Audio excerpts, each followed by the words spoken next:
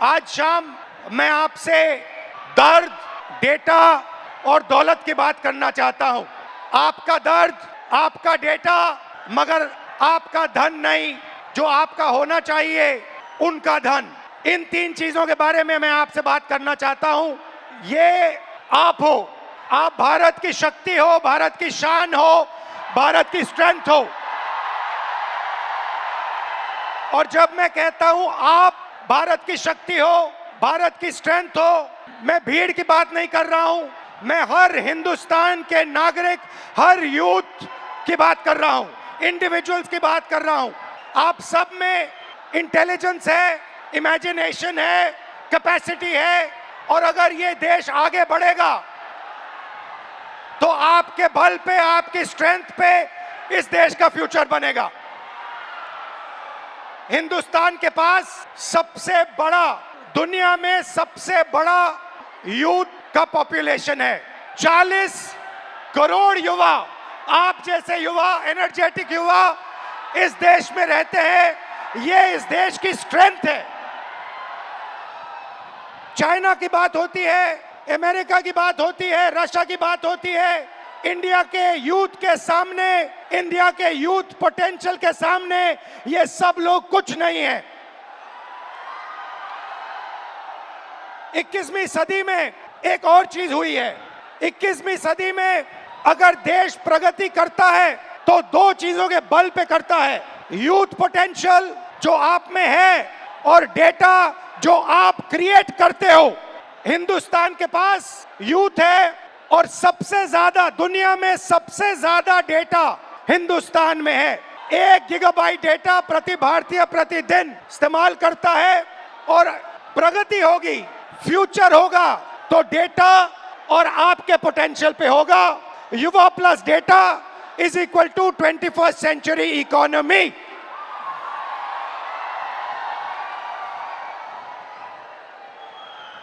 Brothers and sisters, media में AI की बात होती है। Everybody speaks about AI, but I want to make one thing very clear, and ये आपको समझना चाहिए, आपके डेटा के बिना AI का कोई मतलब नहीं है। अगर AI बनता है तो आपके डेटा के बेसिस पे बनता है।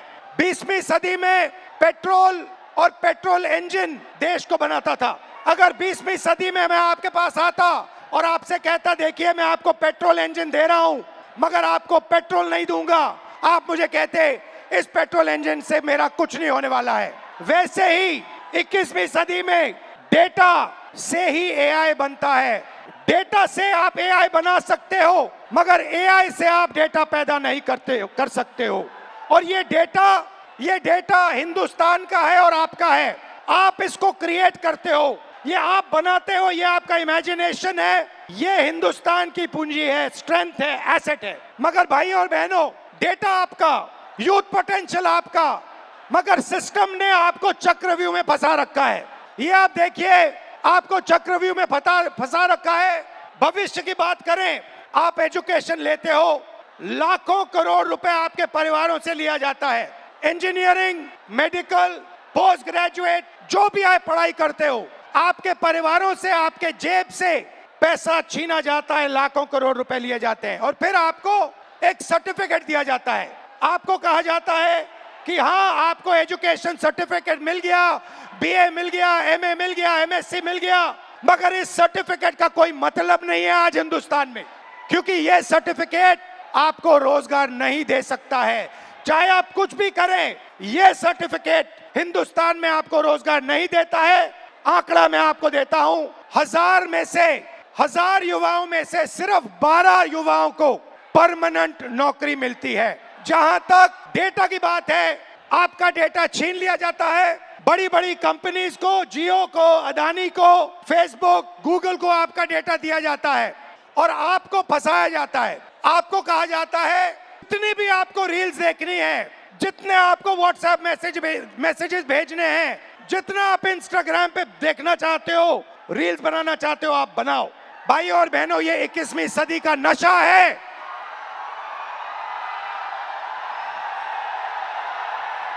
ये 21वीं सदी का नशा है। और फिर आपसे कहा जाता है कि ब्लिंकिट में काम करो, ऊबर में काम करो, मजदूरी करो, 21वीं सदी का नशा लो, मगर तुम्हें नौकरी नहीं मिल सकती, रोजगार नहीं मिल सकता इस हिंदुस्तान में। आइए एक युवा की आवाज सुने। ये जो बोलेंगे ये आप सबके दिल में है। ये जो सवाल उठा रहे हैं, हिंदुस्तान का हर एक युवा यही सवाल पूछ रहा है, उठा रहा है। होता हम भी सीट खरीद लेते। आज मैं ब्लिंकिट में काम करता हूँ 10 घंटा, उसके बाद मैं पढ़ाई करता हूँ। इंडियन आर्मी का एग्जाम दिया, 1 नंबर से मैं बच गया। सीट खरीदता, मैं ब्लिंकिट में काम नहीं करता। ये कह रहा है कि शिक्षा लेने के लिए मुझे ब्लिंकिट में बंधुआ मजदूर जैसे काम करना पड़ा, और उसके बाद मजदूरी करने के बाद 21वीं सदी की मजदूरी करने के बाद पेपर लीक होता है, और कोई अमीर बच्चा, अमीर परिवार पेपर खरीद के मेरे फ्यूचर को खत्म करता है। आइए, वेलकम। कैसे हैं आप? नाम क्या आपका? मेरा नाम सर अजय राघव है। अविनाश और अजय। हाँ। आइए, अविनाश और अजय दोनों स्टूडेंट्स हैं, इनसे थोड़ा सुनते हैं इनका एक्सपीरियंस क्या रहा है। बताइए। सर मैं यूपीएसआई एस्पिरेंट हूँ। तो पास पकड़ते। सर मैं यूपीएसआई एस्पिरेंट हूँ और उत्तर प्रदेश में यूपीएसआई की भर्ती 5 साल के बाद आती है। 2020-21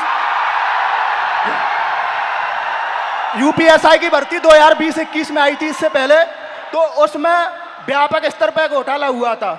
मैं मानता हूं इस चीज को कि वो भारत की एग्जामिनेशन हिस्ट्री का सबसे बड़ा घोटाला था। उसमें सैकड़ों एफआईआर दर्ज हुई, 350 से ज़्यादा फेक एलिमेंट, डमी कैंडिडेट पकड़े गए। हमने सैकड़ों इनको प्रूफ दिए, लेकिन इन्होंने भर्ती को पूरा कर दिया। सर मेरा दरोगा बनना एक सपना था। मैं किसान फैमिली से बिलोंग करता हूँ, तो मैंने नई भर्ती की आस में तो फिर से पढ़ना शुरू कर दिया, और मुझे पढ़ते पढ़ते 4 साल गुजर गए। सर 2025 में फिर यूपीएसआई की भर्ती आई, और ये चीज़ें 2025 में भी देखने के लिए मिली। सर यूपीएसआई के अंदर स्कोर कार्ड तक रिलीज नहीं करते हैं।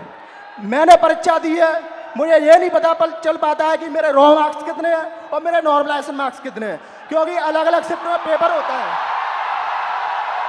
तो ये नॉर्मलाइजेशन का प्रक्रिया अपनाते हैं, ये तक नहीं बताते हैं कि कौन सा नॉर्मलाइजेशन फॉर्मूला इन्होंने यूज किया है। जो यूपीपी आरपीबी जो पुलिस, उत्तर प्रदेश पुलिस एवं प्रोन्नति भर्ती बोर्ड है सर, ये अकाउंटेबिलिटी इसकी फिक्स करने वाला कोई नहीं है। हमने तमाम प्रयास कर लिए, जनता दरबार चला गया, मैं इनके कैबिनेट मंत्रियों को ज्ञापन दे लिए, उल्टा इन्होंने मेरे को पकड़ के जेल में डाल दिया। मेरा गुनाह अपराध सिर्फ इतना था कि मैं इनके जनता दरबार योगी जी से मिलने चला गया। सर ये नॉर्मलाइजेशन का फॉर्मूला नहीं बताते हैं, ये खुद तय करते हैं कि किस अभ्यर्थी के मतलब मार्क्स बढ़ा करके अंदर लेना है और किस अभ्यर्थी को बाहर करना है। ये उत्तर प्रदेश पुलिस का भर्ती बोर्ड तय करता है। इनको क्या दिक्कत है? अगर ये फेयर भर्ती कराते हैं तो इनको नॉर्मलाइजेशन देना चाहिए। सर मैं एक चीज़ इसमें जोड़ना चाहूँगा कि जो नॉर्मलाइजेशन है ये पेपर लीक से ही बड़ा स्कैम है, क्योंकि इनकी अकाउंटेबिलिटी फिक्स करने वाला नहीं है। ये नॉर्मलाइजेशन फॉर्मूला जारी नहीं करते हैं, ये शिफ्ट वाइज नॉर्मलाइजेशन डेटा नहीं देते हैं, इनको खुली छूट मिली हुई है। मेरा नाम अविनाश है, मैं इन्हीं छात्रों में से कोई एक जरूर हूं।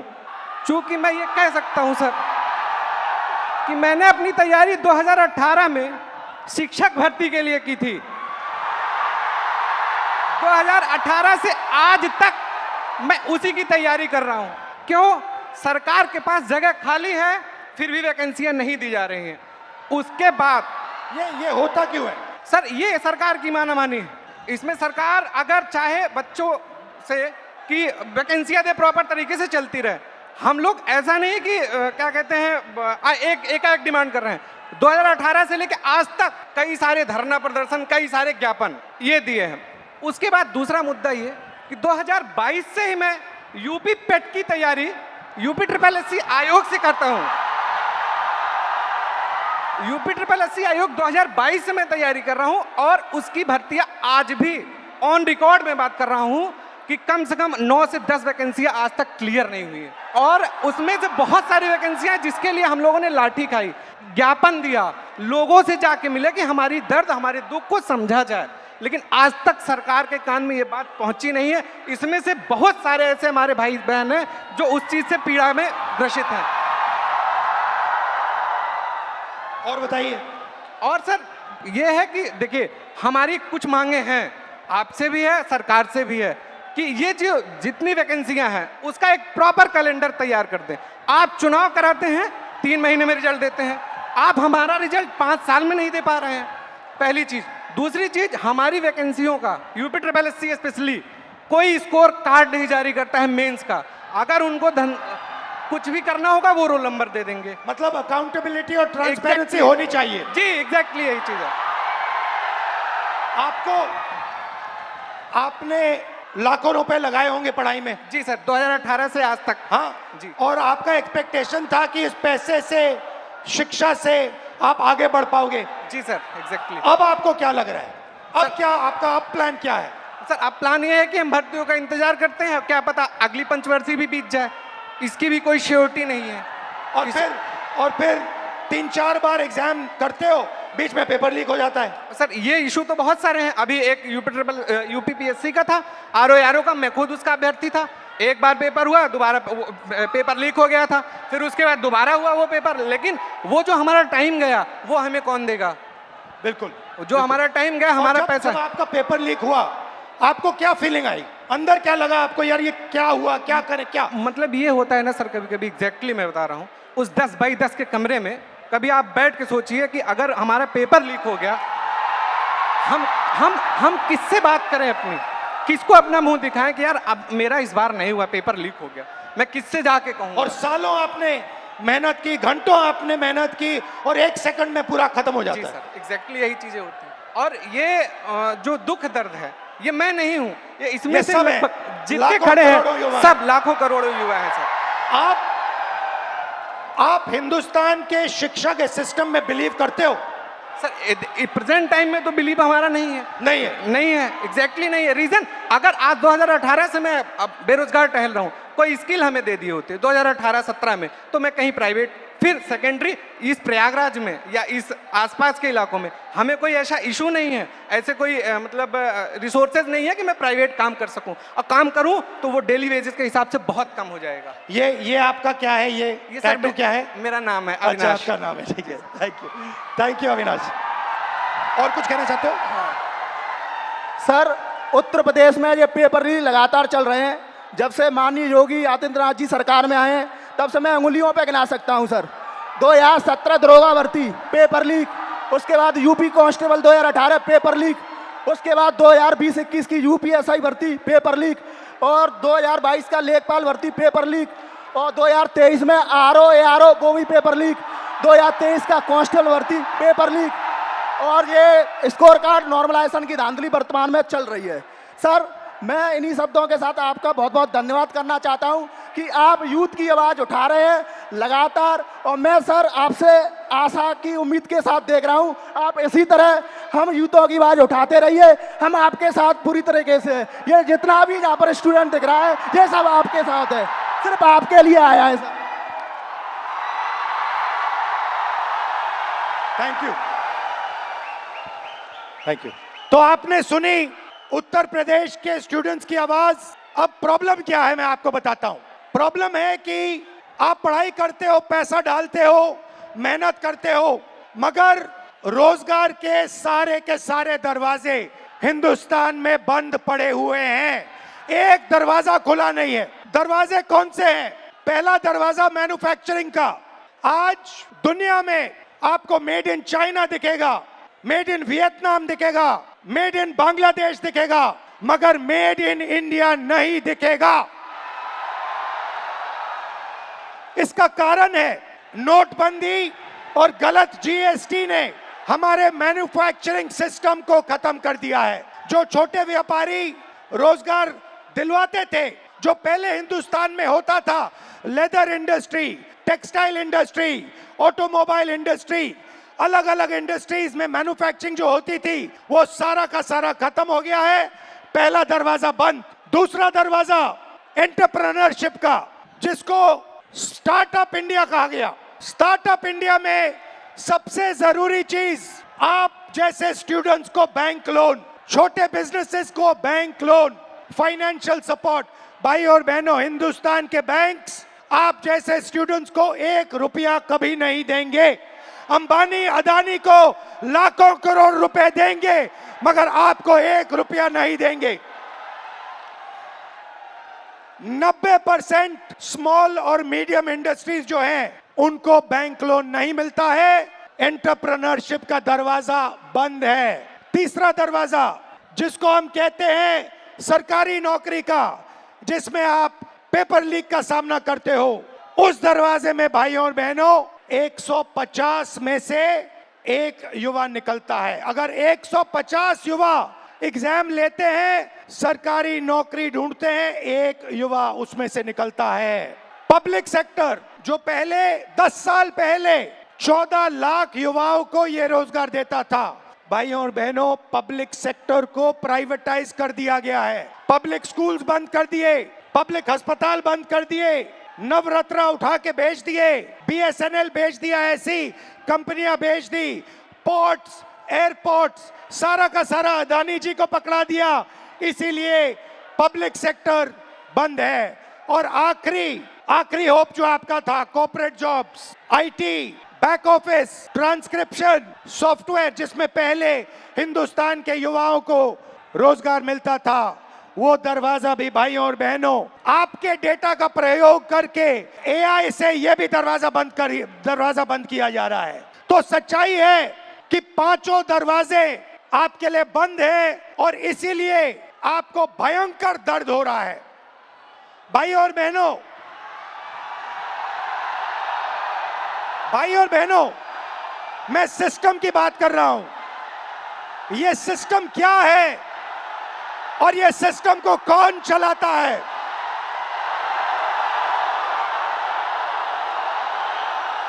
भाइयों और बहनों, डेटा आपका, दर्द आपका, दौलत इनकी।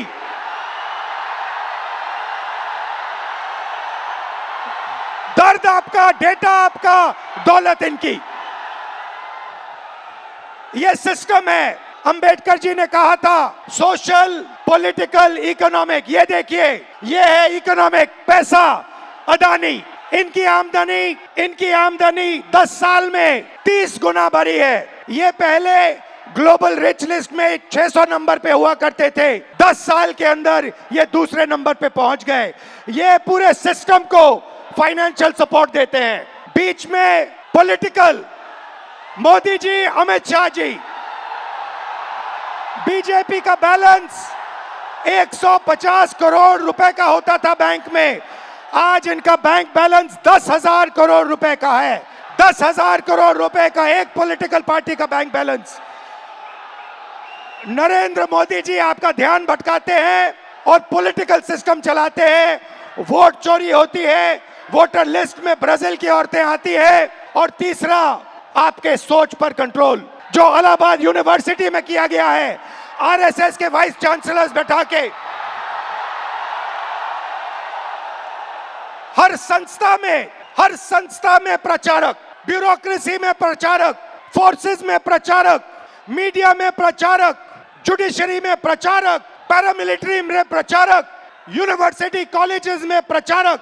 सोच को कंट्रोल करने का तरीका यह है सिस्टम। भाई और बहनों, मोहन भगवत, नरेंद्र मोदी जी, अमित शाह जी और अदानी जी, इस सिस्टम ने रोजगार खत्म किया। इस सिस्टम ने यूनिवर्सिटीज को कैप्चर किया। इस सिस्टम ने आप पर आक्रमण किया है। मगर इस अंधेरे में आप लोगों ने लाइट जला दी। ये देखिए, इस अंधेरे में आपने वो करा जो आपके माता पिता नहीं कर पाए। वो अपने डर का सामना नहीं कर पाए, मगर हिंदुस्तान के स्टूडेंट्स, हिंदुस्तान के युवाओं ने अपने डर का सामना किया और देश को बदल दिया। आपने आवाज रखी आपने अपनी आवाज रखी, नफरत के साथ नहीं, मोहब्बत के साथ आपने अपनी आवाज रखी। आइए हम आपकी आवाज सुने। नमस्कार, आपका नाम? नमस्कार। और मैं पटना यूनिवर्सिटी से हूँ। नमस्कार। आप? मेरा नाम हिमांशु कुमार हुआ। हिमांशु जी जी जी। शिफत फैज, इलाहाबाद यूनिवर्सिटी LLB। नमस्कार। सर, मेरा नाम कुणाल पांडे, मैं इलाहाबाद विश्वविद्यालय से। शाबाश। वेलकम आप सबका। मैं आपसे आज, अभी मैंने कहा कि अंधेरे में आप लोगों ने लाइट दिखा दी, अंधेरे में आप लोगों ने टॉर्च दिखा दी, और आपने प्यार से किया, मोहब्बत से किया, नफरत से नहीं किया, क्रोध से नहीं किया, हिंसा से नहीं किया। तो ये पूरी भीड़ आपका एक्सपीरियंस सुनना चाहती है। आपने क्या सहा, आपने क्या किया, थोड़ा बताइए, एक एक करके बताइए। साथियों, जो 22 जुलाई को पटना में बिहार बंद का कॉल था, हम लोग राजभवन मार्च कर रहे थे और वहाँ एक चीज़ हमें एहसास हुआ कि पुलिस ऐसे मौके की तलाश में थी कि वो हम पे लाठी भी चार्ज कर ले, उन पे इल्ज़ाम ना हो। जब हम राजभवन से थोड़ी देर पहले पहुँचे, वहाँ पे पुलिस वाले थे बिना बैच के, और लाठी की जगह पे वो बैम्बू लिए हुए थे। उनसे जब पूछा गया आपका बैच कहाँ है, तो वहाँ से अधिकारी पूछते हैं कि आप कौन हो पूछने वाले। मैं बताता हूँ तो कहते हैं इससे क्या होगा। हमने कहा सर इतने बच्चे मरे, उनका जवाब कौन देगा। कहते वो तो चले गए, अब क्या तुम भी जाना चाहते हो। मैंने कहा सर वो तो चले गए, लेकिन अब बदलने का वक्त आ गया, क्योंकि अब नहीं बदलेगा सर, कभी नहीं बदलेगा। हम छात्र युवा देश के भविष्य हैं। उसके बाद वो वाटर कैनन चलाने लगते हैं, जिससे हमें फर्क नहीं पड़ता है। उसके बाद वो लाठी चार्ज करते हैं, जिससे उनका टारगेट था या सर पे मारो या पैर में। उन्होंने मेरे पैर पे बहुत मारा, मैं गिर गया। उसके बाद वो लाठी चार्ज करने लगे, स्टोन चलाने लगे, आंसू गैस। और एक बात मैं आपको बता दूं, जब मैं गिर गया उसके बाद जो डीएसपी हैं वो आके दोबारा मेरे पेट पे मारती, जबकि मेरा लेग डैमेज था। कुछ छात्र मुझे वहाँ से उठा के ले जाते हैं, साइड रखते हैं। पुलिस वाले आके कहते हैं ये छात्र थोड़े हैं, इसको तो जेल भेजना चाहिए। इवन वो एम्बुलेंस नहीं आने देते हैं। मुझे 3 इडियट की मूवी की तरह स्कूटी पे हॉस्पिटल ले जाना पड़ता है। बीच में आ जाओ, बीच में आ जाओ। जैसे सर मैंने बताया कि वो एम्बुलेंस तक नहीं आने देते हैं। हमें 3 इडियट के स्कूटी की तरह मुझे स्कूटी पे हॉस्पिटल ले जाया गया है।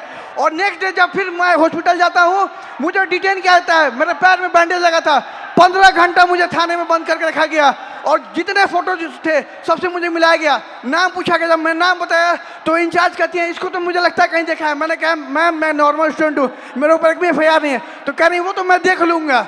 धमके दिए जाते हैं उन्हें हमें।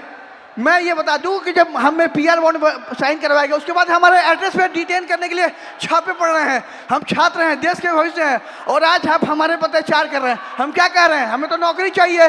हम पहले नौकरी के लिए आंदोलन करें, फिर एग्जाम के लिए आंदोलन करें, फिर रिजल्ट के लिए आंदोलन करें, और फिर पेपर लिखे उसके लिए आंदोलन। हम छात्र हैं, ये आंदोलन जीवित है।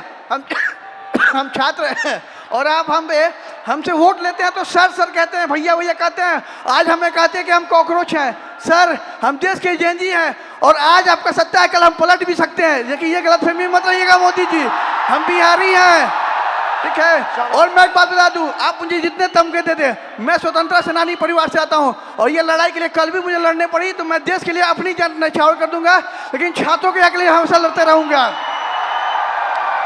क्योंकि राम मनोहर लोहिया ने कहा है ना कि अगर सड़कें सुनी होगी तो संसद आवारा हो जाएगा। तो सर आप जब सरकार डरती है, पुलिस को आगे करती है, हमारा जवाब है कितनी लंबी जेल तुम्हारी देख लिया, देखेंगे। ठीक है, शाबाश।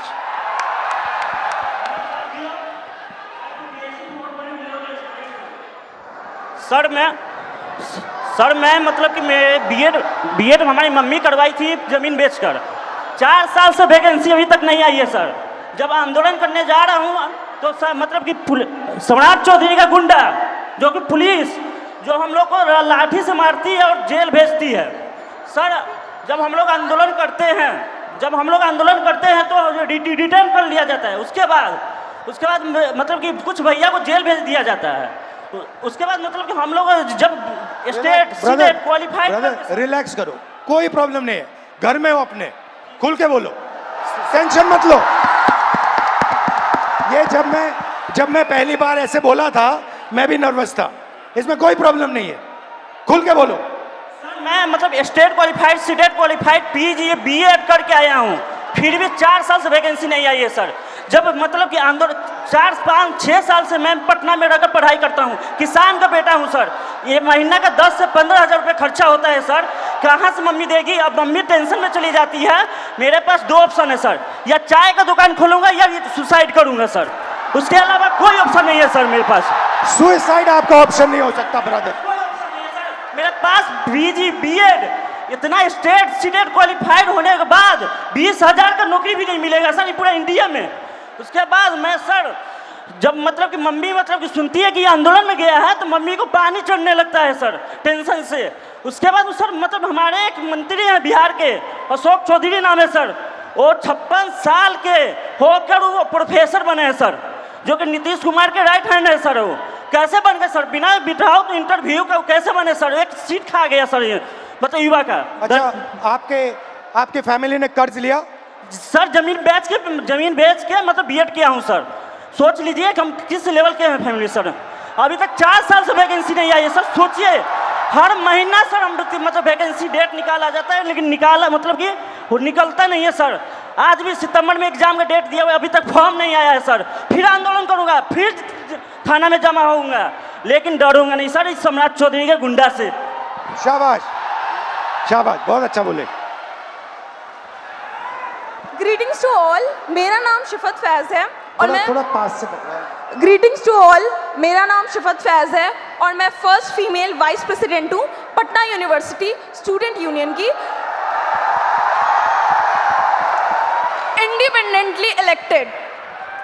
जब 20 तारीख को दिल्ली के जंतर मंतर के प्रोटेस्ट के दौरान पुलिस और गवर्नमेंट के थ्रू स्टूडेंट पर ब्रूटली मारा पीटा गया, उन पर वाटर कैनाल्स फेंके गए, उन पर टीयर गैसेस चार्ज किए गए, उसके खिलाफ 22 जुलाई को पटना में स्टूडेंट्स ने प्रोटेस्ट का कॉल दिया। वहाँ स्टूडेंट्स मौजूद हुए और पीसफुल प्रोटेस्ट उन्होंने स्टार्ट किया। लेकिन फिर बिहार पुलिस और बिहार सरकार ने स्टूडेंट के साथ फिर से ब्रूटली ट्रीट किया, उन्हें मारा और रातों रात उनके घर से उन्हें डिटेन कर लिया जाता है बिना इस जानकारी के कि वो कौन से पुलिस स्टेशन में है, वो कौन से किस थाने में है। इन सब हमने 23 जुलाई को पेपर लीक के खिलाफ, स्टूडेंट ब्रूटैलिटी के खिलाफ और बिना अनलॉफुल वे में डिटेन होने के खिलाफ एक प्रोटेस्ट रखा अपने यूनिवर्सिटी के कैंपस में। लेकिन हमारे प्रोटेस्ट स्टार्ट करने से पहले ही वहाँ पर पुलिस, सीआरपीएफ और एसडीएम मौजूद थे। सर हम छात्र हैं और हमें एज अ वाइस प्रेसिडेंट मुझे यूनिवर्सिटी के गेट से घुसने नहीं दिया जा रहा था। फिर भी क्योंकि मेरा वो प्रोटेस्ट था, हम लीड करने के लिए जैसे तैसे घुसे। हमारे कुछ फेलोज जो प्रोटेस्ट ज्वाइन करने आ ही रहे थे, उन्हें पुलिस गेट से ही भगा देती है और कुछ फेलोज को लाठी चार्ज कर डिटेन कर लेती है बिना किसी मेडिकल ट्रीटमेंट के। उनका सर 10 से 12 घंटा फूटा रहता है पुलिस स्टेशन पे।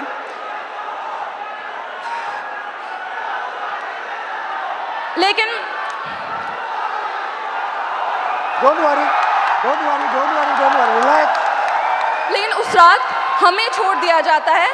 लेकिन अगले सुबह से बिहार की सड़कों पे जो स्टूडेंट प्रोटेस्ट नहीं भी कर रहे थे उन्हें उठा लिया जाता है लाइब्रेरी से, उनके घर से, बिना किसी पुलिस वारंट को।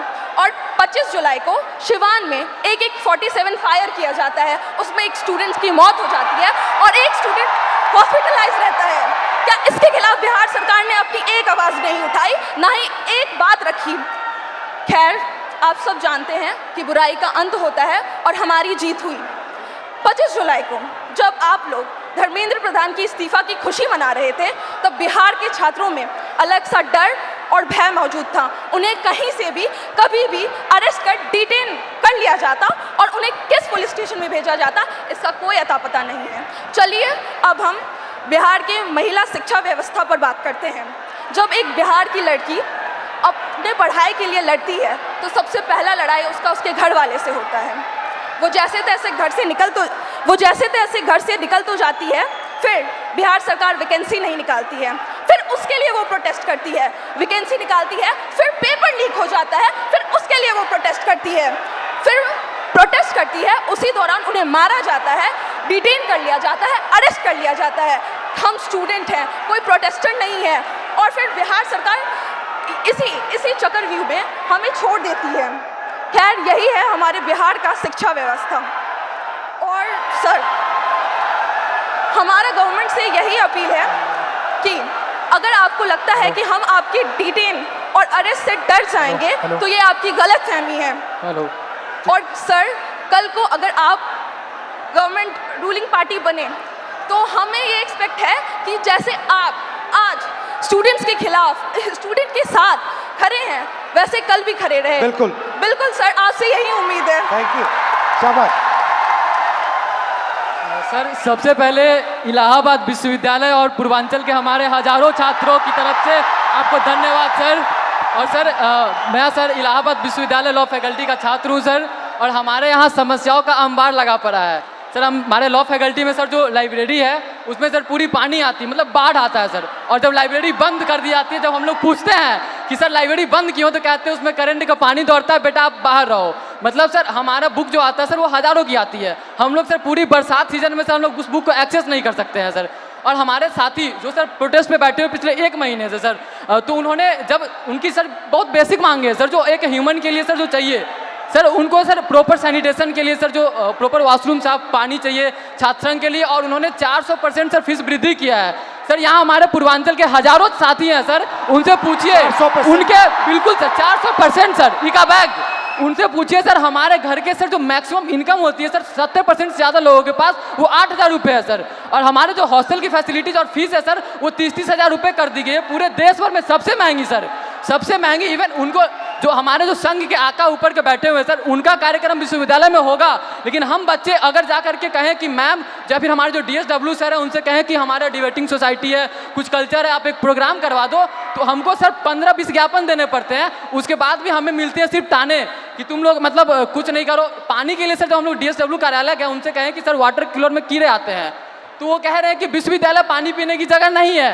आप घर से पानी लेकर के आओ, यहाँ पे पानी नहीं पिया जाता है, आपको जो भी करना है बाहर करो। सर 24 घंटे हम लोग हैं कि लाइब्रेरी को आप 24 घंटे ओपन करो, हम लोग पढ़े, तो वो कह रहे हैं कि 8 घंटे करते हैं, उसको किए, फिर उसके बाद वो कह रहे हैं कि 24 घंटे लेकर पढ़ कर क्या करोगे, कौन सा कलेक्टर बनना है तुमको, आप बताइए सर।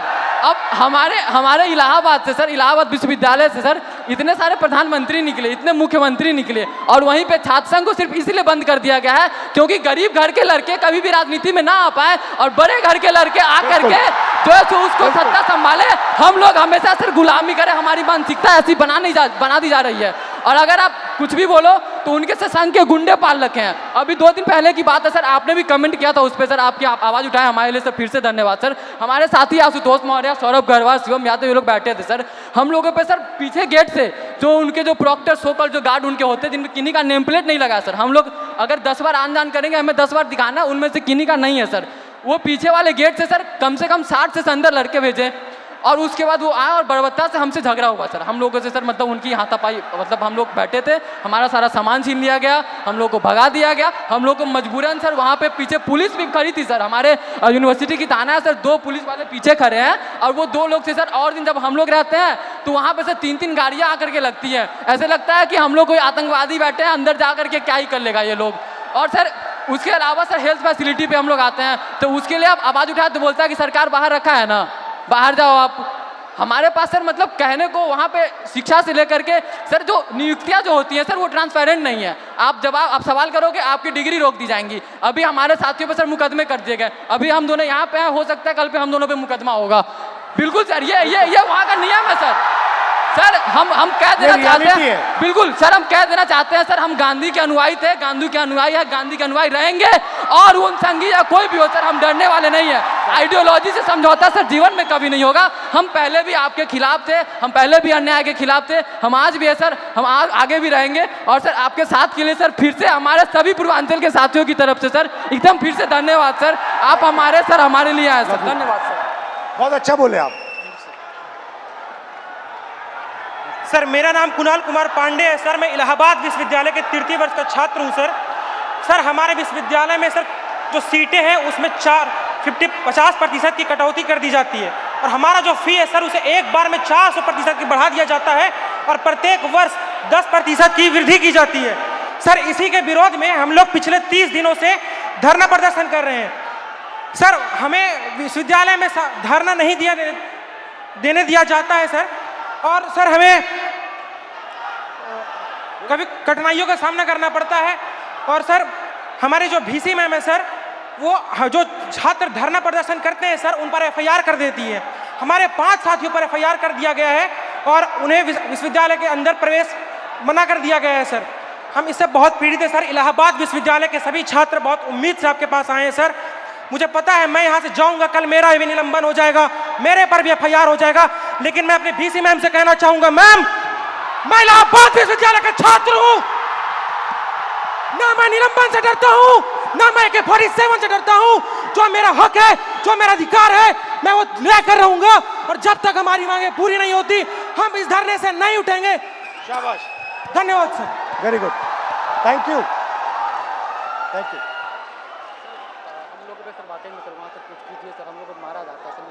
अब मुझे बुला लो, मैं आ जाऊंगा। हाँ, अलंकार है, मुझे बुला लो, मैं आ जाऊंगा। ठीक है, घबराओ मत। Very good.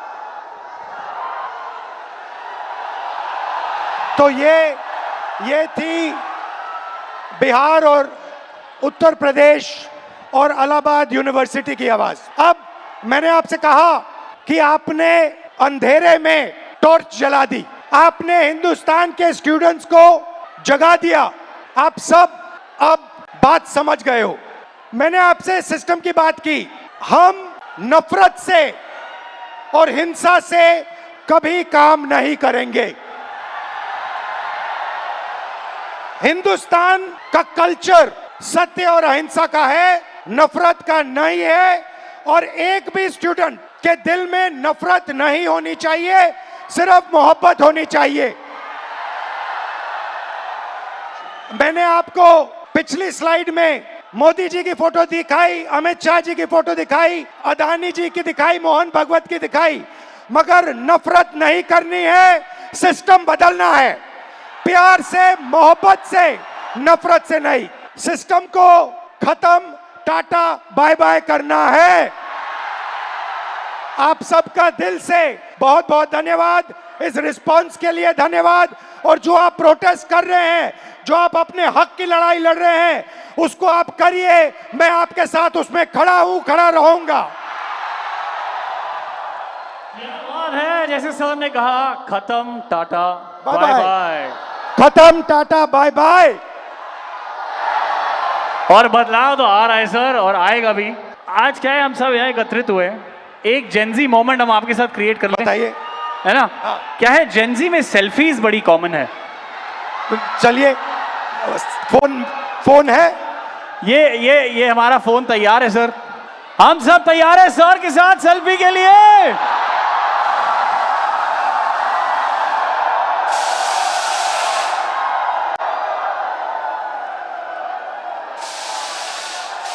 Thank you, thank you so very much. Lovely.